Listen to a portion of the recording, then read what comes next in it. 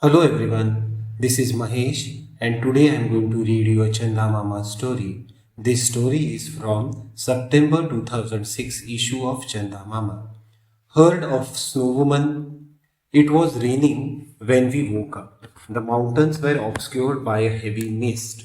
We delayed our departure, playing football on the veranda with one of the pumpkins that had fallen off the roof. At noon, the rain stopped and the sun shone through the clouds.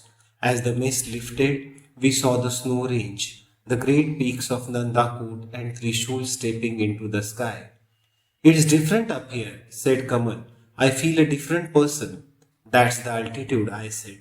As we go higher, we will get lighter in the head. Anil is light in the head already, said Kamal. I hope the altitude isn't too much for him. If you two are going to be witty, said Anil, I shall go off with Vishnu and you will have to find the way yourself. Vishnu grinned at each of us in turn to show us that he wasn't taking sides. And after a breakfast of boiled eggs, we set off on our trek to the next bungalow. Rain had made the ground slippery, and we were soon ankle deep in slush. Our next bungalow lay in a narrow valley on the banks of the rushing Pinder River, which twisted its way through the mountains. We were not sure how far we would have to go, but nobody seemed to be in a hurry. On an impulse, I decided to hurry on ahead of the others. I wanted to be waiting for them at the river. The path dropped steeply, then rose and went round a big mountain. I met a woodcutter and asked him how far it was to the river. He was short, stocky man with gnarled hands and a weathered face. 7 miles, he said. Are you alone?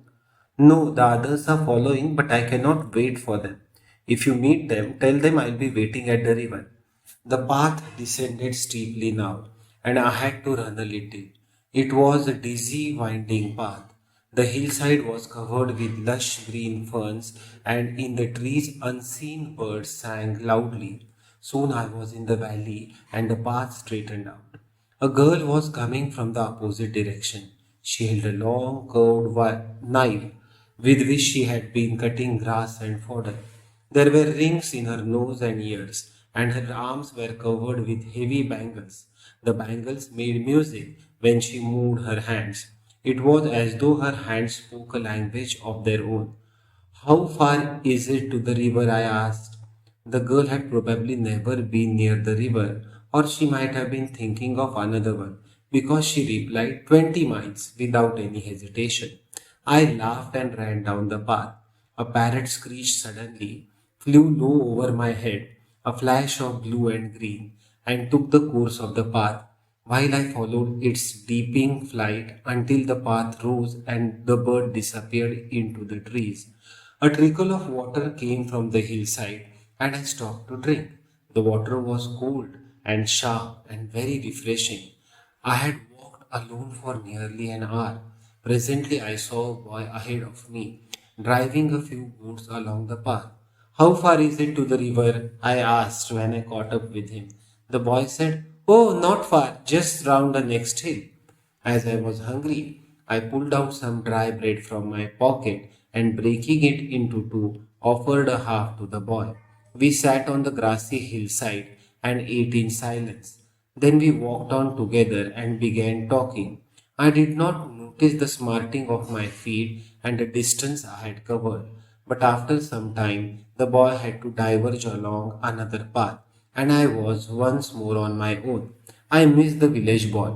I looked up and down the path, but I could see no one, no sign of Anil, Kamal, and Vishnu, and the river was not in sight either. I began to feel discouraged, but I couldn't turn back. I was determined to be at the river before the others, and so I walked on along the muddy path past terrace fields and small stone houses until there were no more fields and houses, only forest and sun and silence. The silence was impressive and a little frightening. It was different from the silence of a room or an empty street, nor was there any movement except for the bending of grass beneath my feet and the circling of a hawk high above the fir trees.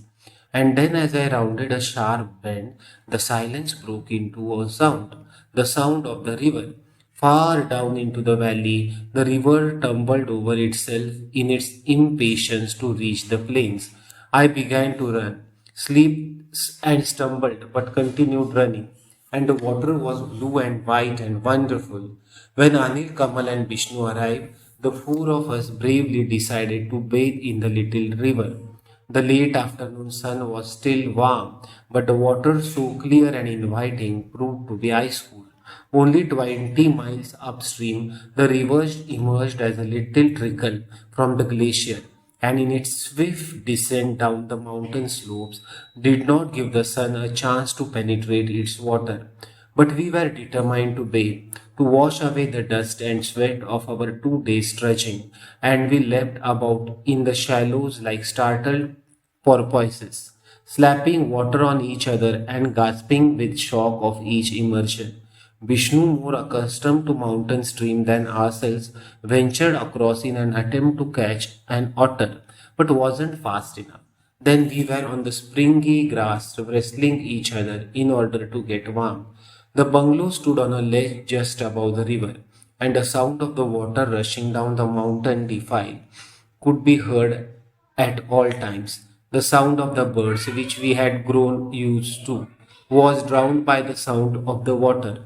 But the birds themselves could be seen many colored, standing out splendidly against the dark green forest foliage. The red crowned jay, the paradise flycatcher, the purple whistling thrush, and others that we could not recognize. Higher up the mountain, above some terrace land where oats and barley were grown, stood a small cluster of huts. This, we were told by the watchman, was the last village on the way to the glacier. It was, in fact, one of the last villages in India, because if we crossed the difficult passes beyond the glacier, we would find ourselves in Tibet. We told the watchman if we would be quite satisfied if we reached the glacier. Then Anil made the mistake of mentioning of abdominal abominable snowman of whom we had been reading in the newspapers. The people of Nepal believe in the existence of the snowman, and our watchman was a Nepali. Yes, I have seen Yeti, he told us, a great shaggy flat footed creature. In winter, when it snows heavily, he passes by the bungalow at night. I have seen his tracks the next morning. Does he come this way in summer? I asked anxiously. We were sitting before another of Vishnu's fire, drinking tea with condensed milk and trying to get through a black sticky sweet which the watchman had produced from his tin trunk. The Yeti doesn't come here in summer, said the old man, but I have seen the Lidni sometimes. You have to be careful of her. What is a Lidni? Asked Kamal. Ah, said the watchman mysteriously.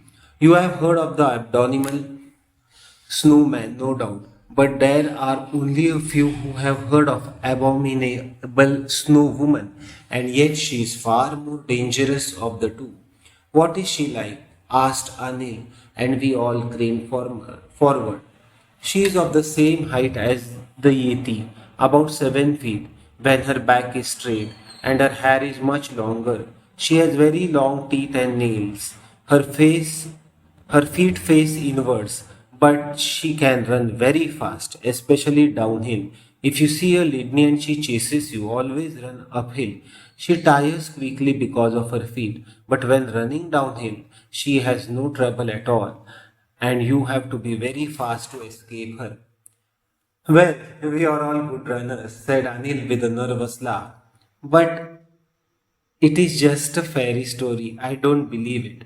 But you must believe fairy stories, I said, remembering performance of Peter Pan in London when those in the audience who believed in fairies were asked to clap their hands in order to save Tinker Bell's life. Even if they aren't true, I added, deciding there was a world of difference between Tinker Bell and abominable snow woman. Well, I don't believe there is a snowman or a snow woman, declared Annie.